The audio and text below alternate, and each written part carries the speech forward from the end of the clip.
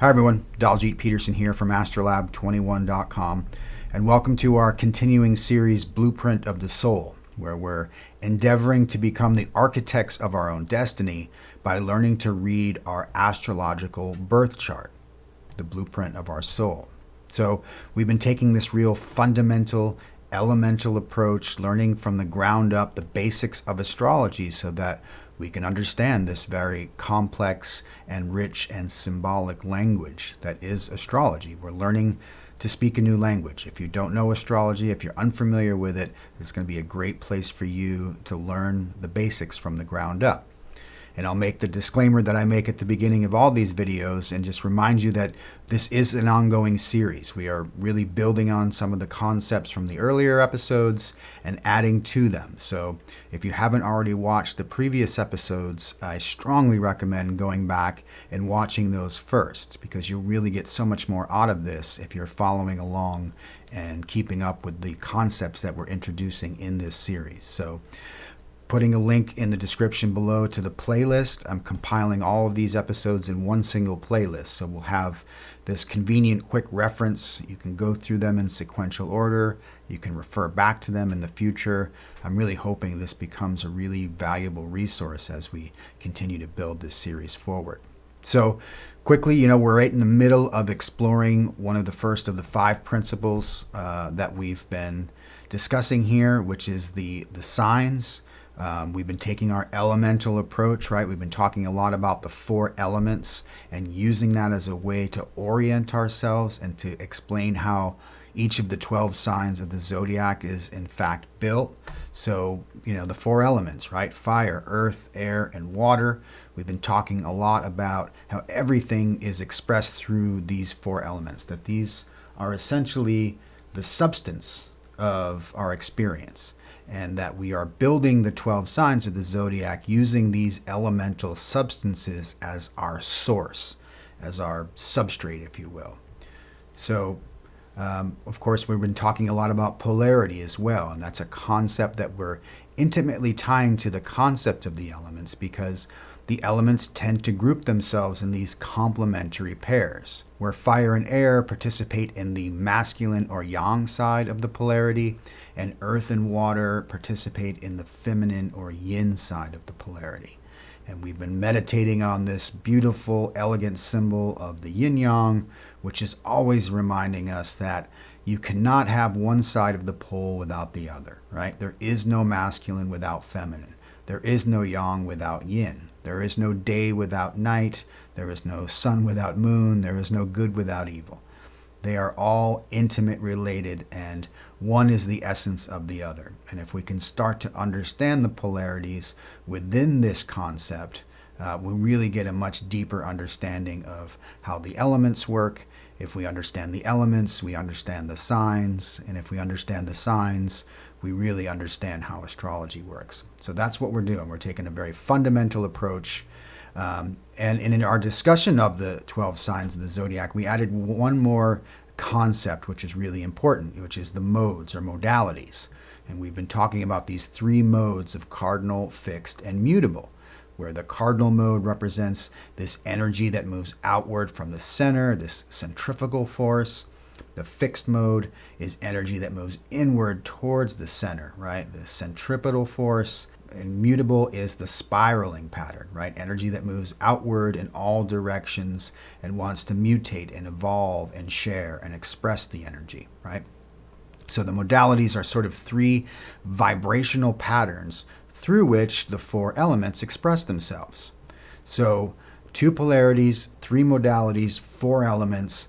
This is really our engine. This is our basic building blocks of how we're constructing the 12 signs of the zodiac. If we can really get this fundamental understanding and really learn what these symbols mean, all of the signs, the 12 signs of the zodiac, can be reduced to these elemental or fundamental principles.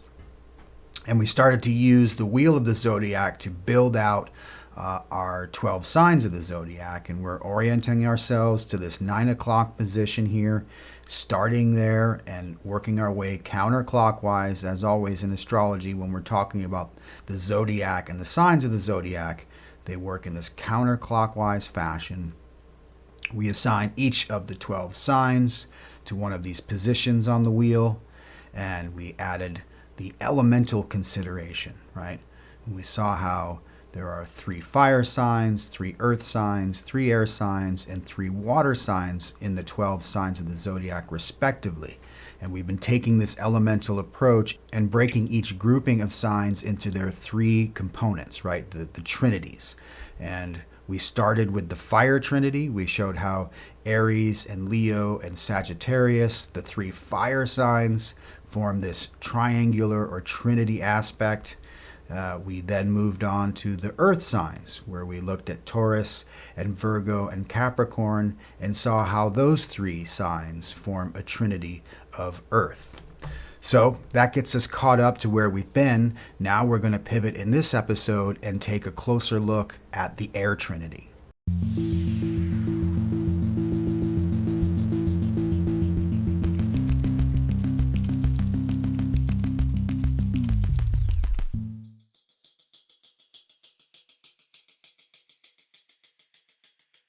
All right, so we're halfway through our exploration of the 12 signs of the zodiac, and we've been taking our elemental approach, breaking them down into their component elemental groups or triads, right? So we started with the fire trine, the 3 fire signs, which of course are all of that masculine or yin polarity, being of fire, being of that outward, expressive, levitational energy that we talked about. And then we pivoted to the earth signs, the earth triad, the earth trinity, which of course all the earth signs possess that yin side of the pole, right? That feminine, that receptive, that inward energy. And it was interesting to sort of compare and contrast fire and earth. Well, now we're going to move back over to the yang or masculine side of the pole as we explore the air trinity, because all of the air signs are going to be of the masculine yang polarity. So they're more similar to fire. They complement fire. Fire and air are complementary, and contrast earth and water, which are complementary on the yin side. So let's jump in. Let's start taking a look at our air brotherhood, which consists of Libra, Aquarius, and Gemini, respectively. And we'll put some graphics up, and we'll start to really explore this in depth. So starting as always with our wheel of the zodiac. And if we remind ourselves of the elemental configuration here, we got our 4 elements that repeats 3 times around the wheel. So we're going to get 3 air signs. We see that Gemini and Libra and Aquarius all are of the air element. So we want to extrapolate those out from our wheel and focus on them. And as always, that brings out this very colorful triangular pattern that we see with these 3 air signs. And we like to look at it in terms of that triangulation, right? The trinity. All signs that are of the same element will always be in this perfect equilateral triangle within our wheel of the zodiac, right? They divide the circle of 360 degrees into 3 equal 120-degree angles. And we're getting a prelude of one of our upcoming principles, which is the aspects. We're already starting to learn something about aspects just by nature of understanding the signs and the elements in their harmonious relationship, this trine relationship. So let's jump in and really start to examine this air trinity. And of course, as we've done with the previous 2 elements, with fire and earth, we always are going to start with the sign that is the cardinal sign of the element, then move on to the fixed sign, and then finish with the mutable sign, right? Because we're understanding and learning that there's a pattern that unfolds within this modal expression of each element, right? It gets started with or initiated with cardinal energy. It gets fixed, right, in the fixed energy, and consolidated and empowered. And then it gets mutated, it gets evolved, it gets distributed in the mutable vibration. So that's our air trinity, Libra, Aquarius, and Gemini. And of course, if we think back to what is the source element, what is the very substance of all of these signs, these air signs? Well, they all participate in the air element. So they are all going to share these air qualities. all three of these signs, right? Libra, Aquarius, Gemini is represented here in our word cloud for air, this constellation of qualities, right? We're talking about the mental mode. Air is all about thinking, it's ideas, it's communication, it's intelligence, right? I think one of the key words when I always think about air is this sense of objectivity. All of the air signs are trying to get an objective view of the world. They want to understand something from this rather rational or detached perspective, right? It's abstract in its thinking.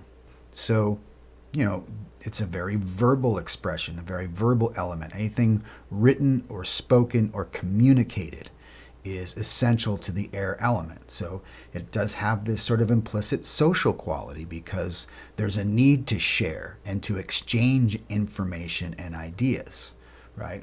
Of course, it's also masculine, so this sense of levity we would associate with air, right? That as an element, it wants to go upward and outward.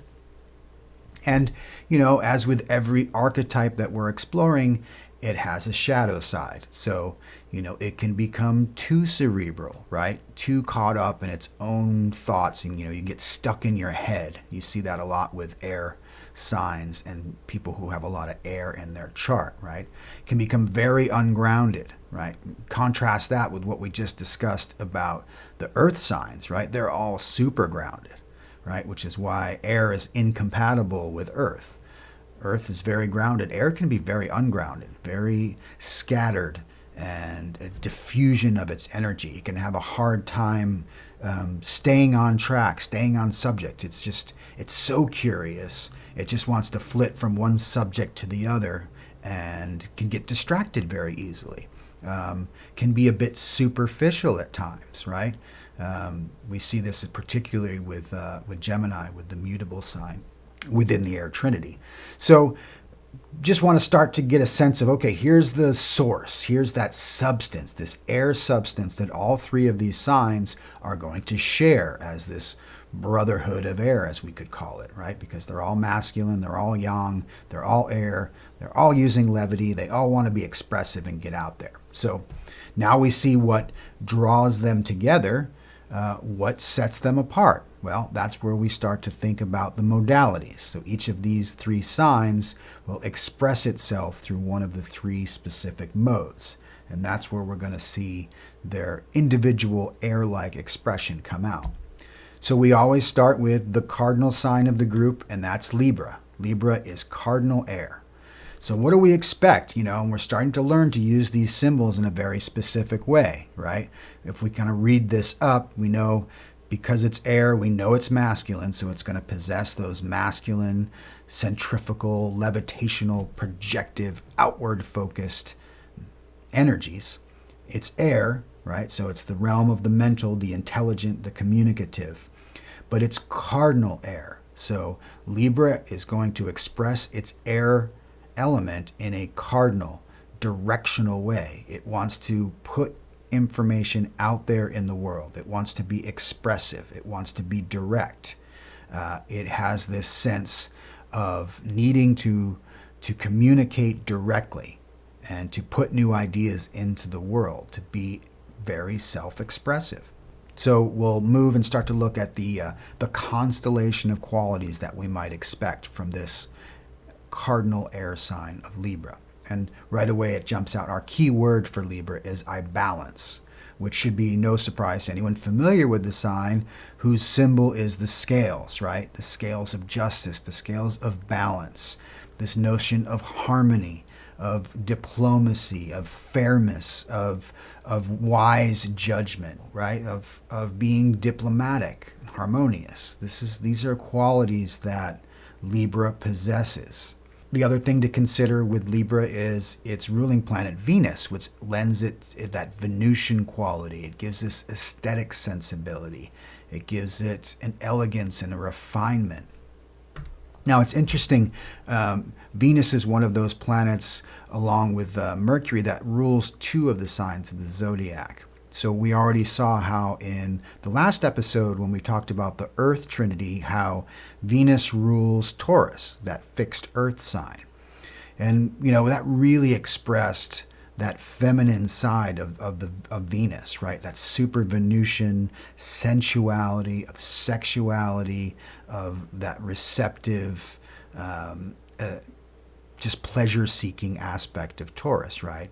Really, what we really associate with Venus in a lot of ways. Well, here we're seeing a different side of Venus. We always associate Venus with the feminine, right? It's the goddess of love. But now we're seeing it expressed through a masculine air sign, Libra, cardinal masculine air. So it has this totally different tone and direction to it. This is a side of Venus that is in some ways quite different from that Taurus aspect. We see in Libra this, rather than feel or sensate the Venusian, Libra tends to think about the Venusian, right? It's the ideal or the idea of beauty. We often associate Libra with the idea of aesthetics, right? This refinement, this love of art and beauty, right? You think about art, often can be a little bit more of an abstract sense of the beautiful, the idea of it. It gets into that air-like notion. What is the ideal beauty? How do I think about what is beautiful? Versus Taurus, where how do I sense the beauty? How do I actually physically embody beauty in the world? This is taking it a step away. It's abstracting the idea of beauty. And that's what Libra does. That's its unique expression of this Venusian. So it gives it a little bit of a different quality. It's really interesting to compare and contrast Libra with Taurus in that way, and to see different sides of Venus. Of course, when we look at any of these archetypes, we always have to look out for the shadow side of this expression, right? So we can see a few things here that are less than flattering about Libra, right? We can see it could be a bit self-absorbed, right? It might come across as frivolous. It can tend to sit on the fence, right? It can be superficial in a way. So it's got its light and its dark sides. Now, another interesting thing about Libra and this idea of balance, this idea of fairness, right? And the symbol being the scales of justice, of harmony. But it's interesting to note that with Libra energy, those scales are never perfectly in equilibrium. Rarely, if ever, right? They're always tipping in one direction or the other. They're seeking balance. They're seeking harmony, but they're never equilibrious, right? And they often actually can get tipped very far in one side or the other, right? Libra actually can go to extremes in its search for balance, right? It's sort of a paradox of the Libra archetype, but one, if you are working through Libra, if you have Libra Sun or a lot of Libra in your chart, you probably understand this all too well, right? Which is why, the sign of Libra often can be associated with alcoholism or addictions, right? It can get way too out in one direction, and then it will, be work way back towards abstinence and vice versa, right?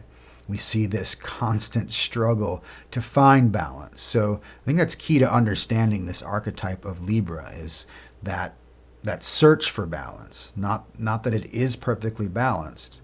It's moving. It's a constant moving, and that sort of gives you that cardinal expression, right? It's out there trying to find it. It's expressive, and it finds it in the other. One of the things that we learned about Libra is this is the first of the other sign, right? It's something we haven't really talked about because we've been doing this as elemental groups, but when we consider the wheel of the zodiac in its entirety, Libra is the first sign on the top half of the wheel. So the bottom half tends to be more inward focus on the self, while the second half of the wheel is focused on the other, the outer projection, right? So we're really initiating this idea of relating to the other, the relationship, right? So Libra is all about relating, and it takes that air energy in this cardinal way and puts it into relationships. It's looking to discover itself, right? And we talked about air being about objectivity. Well, how do we get a sense of objectivity outside of our subjectivity, outside of ourselves? Well, we get it when we get mirroring from others. We get it from our relationships with intimate partners, with family members and siblings and friends and coworkers and bosses, right? This is how we mirror back and get a sense of our objective self and get a sense of what the world is about by this sort of consensus idea. So it starts to give you a sense of what the Libra archetype is all about. And now we're initiating the air cycle, if you will. So let's go back to our graphics and let's move on from Libra and talk about the second of the air signs, which is Aquarius. So now we're going to move into the fixed mode of air. We're taking that air energy, that mental, communicative, idea-oriented energy, substance, and we're fixing it. We're consolidating it. We're harnessing it, right? We're moving it inward and retaining it, all these ideas and these relationships and this objectivity that Libra has putting out in the world. And now Aquarius, as the fixed sign of the element, wants to harness it, wants to retain it and capture it in a way. And again, we see something here that we often see with certain of the signs where the mode versus the polarity has a bit of a conflict of interest in a way, because the fixed energy, we always associate it with that centripetal inward focus, yet the yang masculine energy has that outward and centrifugal force or focus. So here we get this push-pull dynamic with Aquarius. And I think this adds a little bit to what I consider to be some of the difficulty in wrapping your brain around Aquarius. I think it's one of the 12 signs that's really the hardest to unpack and figure out. It's really complex. And this is one of the reasons why when we see any of these signs that has this conflicting modal expression, if you will, then it's going to be tricky. It's going to have this dynamic tension about it, this internal conflict within the archetype that makes it difficult to interpret and understand. So as we move and look at the constellation of qualities of Aquarius, maybe we want to keep that in mind as we look at this fixed air sign, right? And of course, the key word for Aquarius is I know, right? I know. It's all about knowing. It's all about this abstract digestion of information, taking this objective truth, this almost scientific, rational perspective. Aquarius is very associated with the scientific mind, right? Very intellectual. Now, its ruling planet is Uranus, but something we should talk about, and again, adding to the complexity, I think, of Aquarius and why it's such a challenging archetype sometimes to wrap our brains around. So not only does it have that conflict between its fixed inward energy and its masculine outward polarity, it also has two rulers, right? Because traditionally, Aquarius was ruled by Saturn. And then with the discovery of Uranus in the 1700s, it was assigned rulership over Aquarius.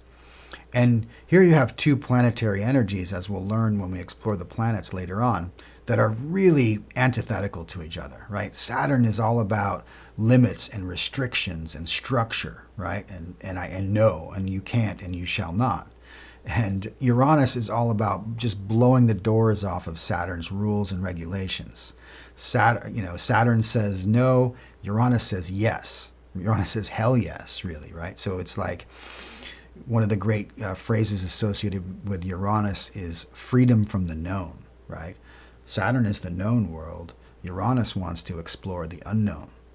So this adds a real complexity to Aquarius, and I think it really does embody that sort of push-pull dynamic, that paradox, if you will, because here we have a sign that's fixed and mental, right? So it can be really stuck in its ideas. That's one of the downsides of Aquarius. It can be so sort of sure of itself and its own beliefs and understanding. It gets this sense of arrogance, right? It can be very aloof and detached, right? This is another quality. It's a very air-like quality, but it's fixed air, right? So while it can be associated with revolutionary thinking and this sort of genius ideas and a rebellious nature, right? It gets that from its Uranus rulership, right? It's free to explore the highest ideals, yet it can become a little rigid in its thinking. It can get really fixated on its own set of ideas and beliefs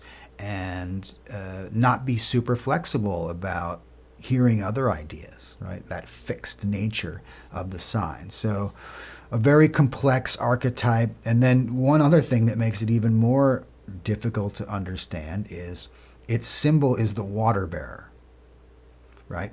But I thought we were talking about an air sign here, right? I think a lot of people presume, Aquarius is a water sign, right? Yeah, it's the water bearer. And you're like, no, Aquarius is an air sign. You're like, are you sure? Like, yeah, no.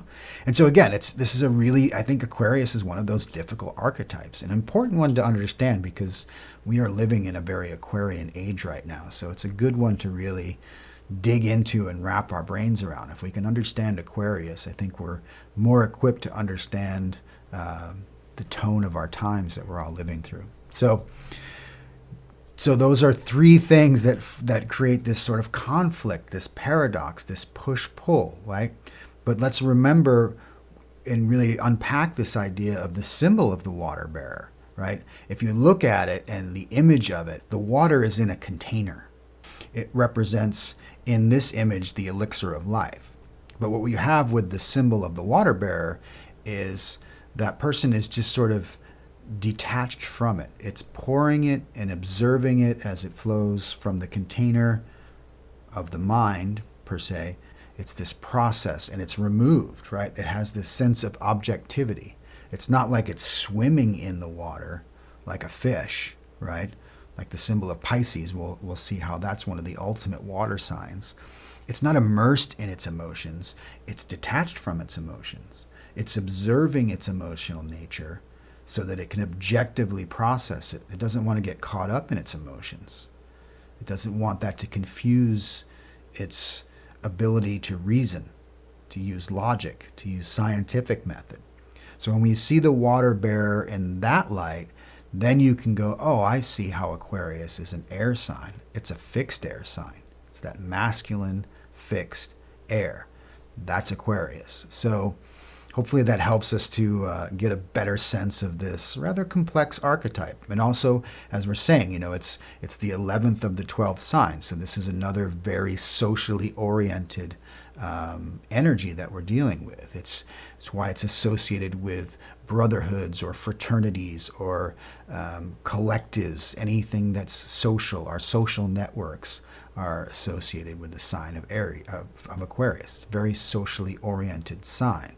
And again, another conflict. If we go back to our word cloud here, it's like, yeah, it's social, but it's also individual, right?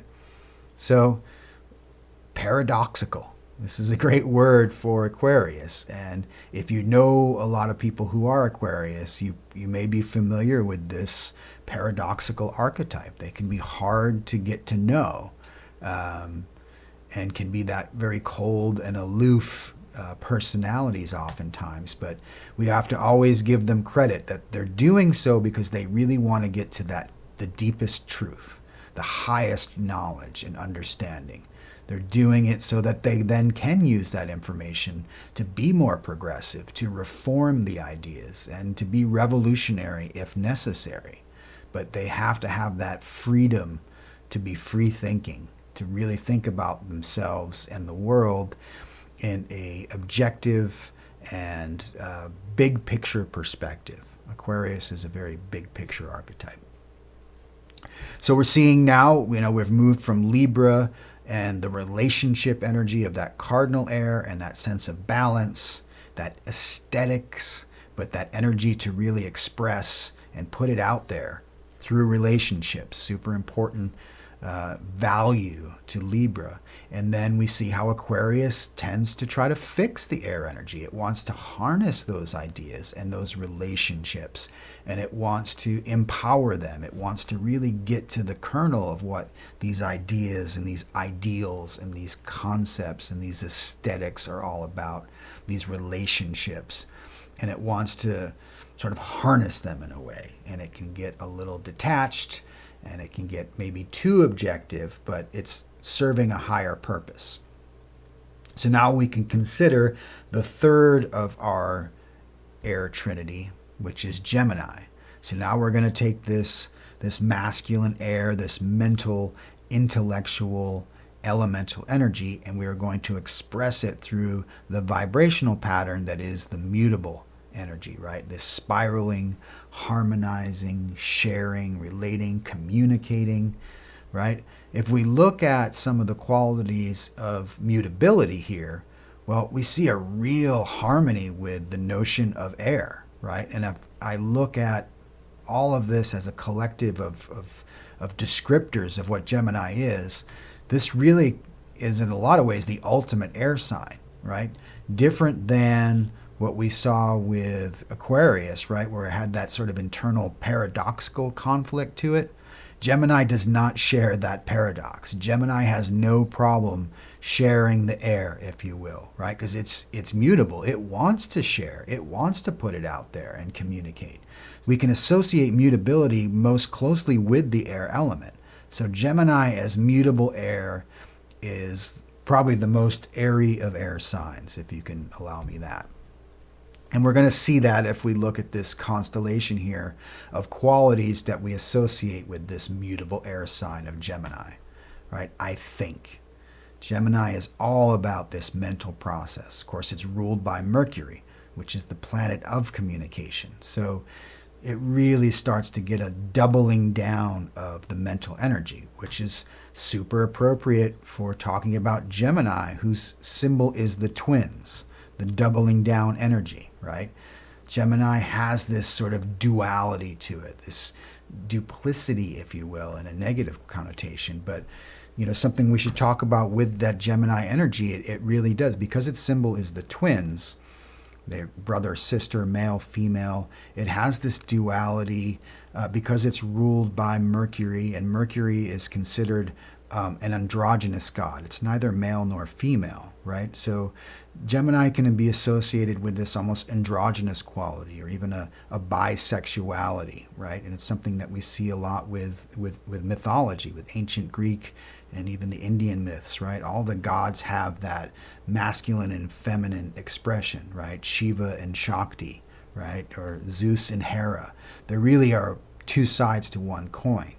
And it also speaks to what we've been talking about with polarity, right? With yang and yin. I think of all of the signs, Gemini might be the easiest to absorb that idea of the yin-yang and of those two elements in a constant commingling.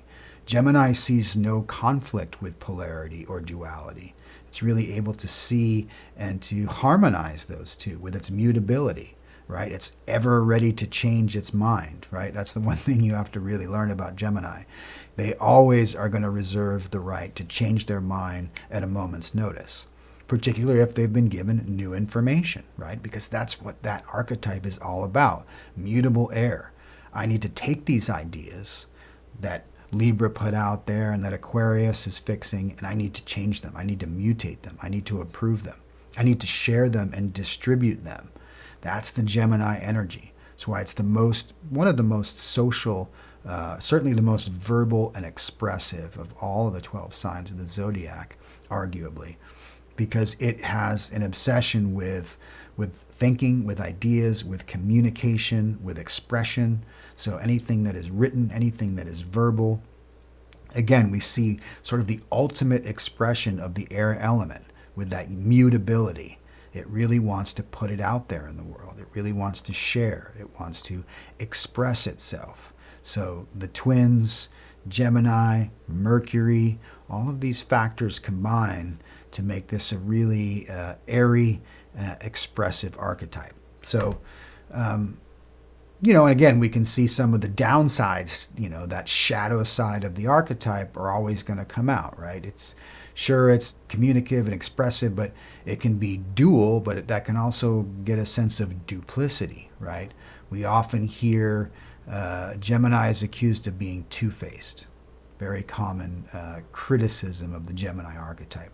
It can be a little superficial. It isn't digging as deep as, say, Aquarius is, because its energy is more to propagate and communicate. So sometimes it lacks the depth that Libra or Aquarius, or certainly any of the earth or water signs, possess, right? It can be flighty, right? It can be a little high strung, right? It has this sort of nervous energy to it, Gemini, which can be scattered, right? It can lack that focus. It's very ungrounded. Capricious, divided, right? There's a lot of downside to this energy, but again, we always want to keep in mind its highest expression. What does Gemini want to do? It wants to share the air. It wants to share the ideas.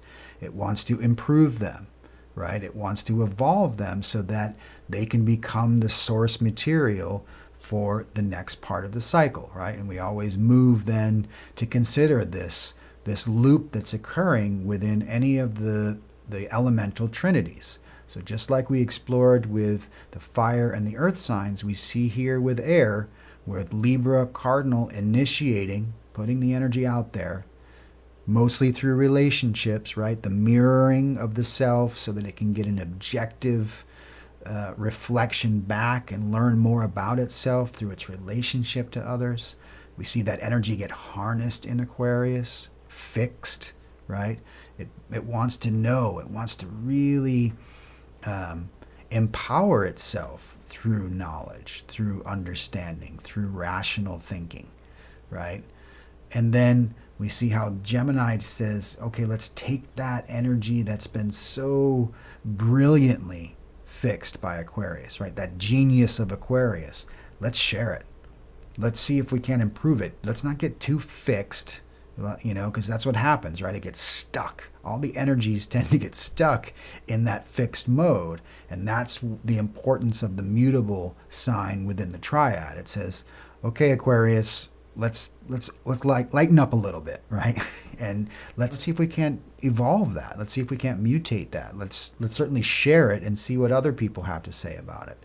And hopefully something new can be born out of that then pours back into the Libra archetype and again gets initiated in new relationships, in new forms of communication, in new pieces of art, in new aesthetic appreciations, right?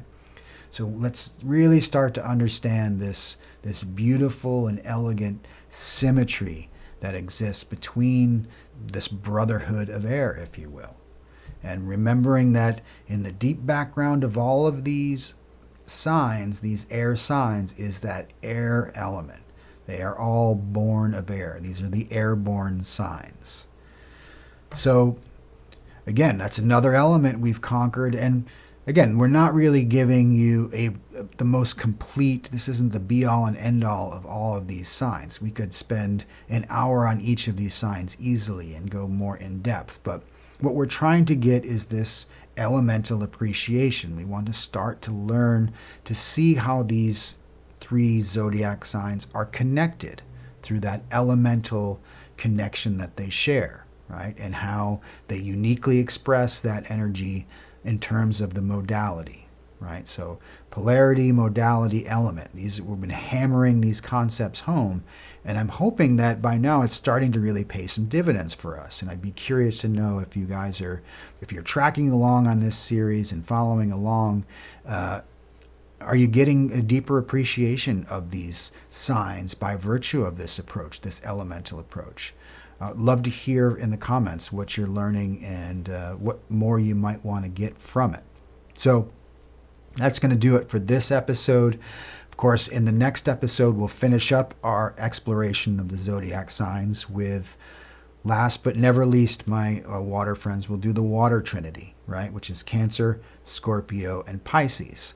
And that will finish up our exploration of the second of our 5 principles, which is the signs, and then we'll be set to move on to the third principle, which is the houses, where a lot of this stuff is really going to come together. So Hope this has been helpful. Hope you've been informed, enlightened, entertained in some way by this. And as always, if you have, would certainly appreciate you clicking that like and subscribe button and hit that notification bell as well, so you'll know as I keep adding episodes to this series, as well as all the other stuff that I'm putting out on a regular basis. So as always, I appreciate your time and your attention. I know it's valuable. I certainly value it. So until next time, Sat Nam, everyone.